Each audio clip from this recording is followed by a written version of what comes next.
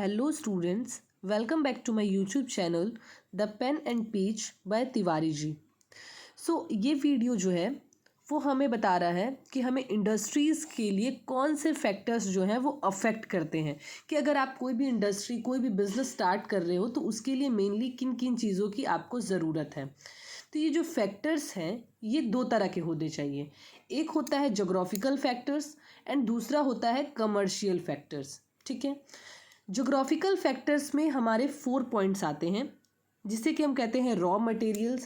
कहने का मतलब क्या है कि अगर कोई भी इंडस्ट्री स्टार्ट करनी है तो वो आपको रॉ मटेरियल चाहिए। अब ये रॉ मटेरियल या तो मिनरल से मिलेंगे आपको या फिर एग्रीकल्चर बेस से मिलेंगे। ठीक है, सेकंड है वाटर सप्लाई। किसी भी इंडस्ट्री के लिए वाटर बहुत ही ज़्यादा इम्पॉर्टेंट है।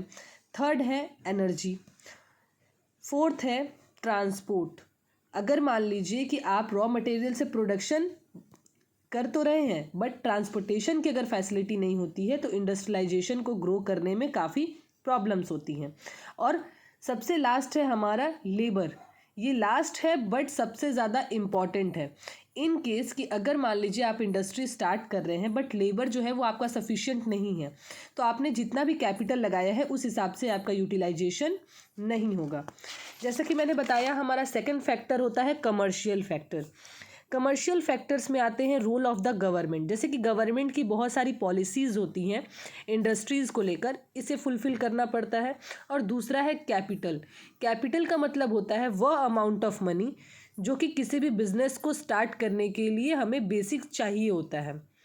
नेक्स्ट वीडियो में हम पढ़ेंगे क्लासिफिकेशन ऑफ इंडस्ट्रीज़। अब ये जो क्लासिफिकेशन ऑफ इंडस्ट्रीज़ है वो 5 से 6 तरीके से हम कर सकते हैं। ठीक है, तो वो मैं पार्ट बाय पार्ट आपको मेंशन कर दूंगी।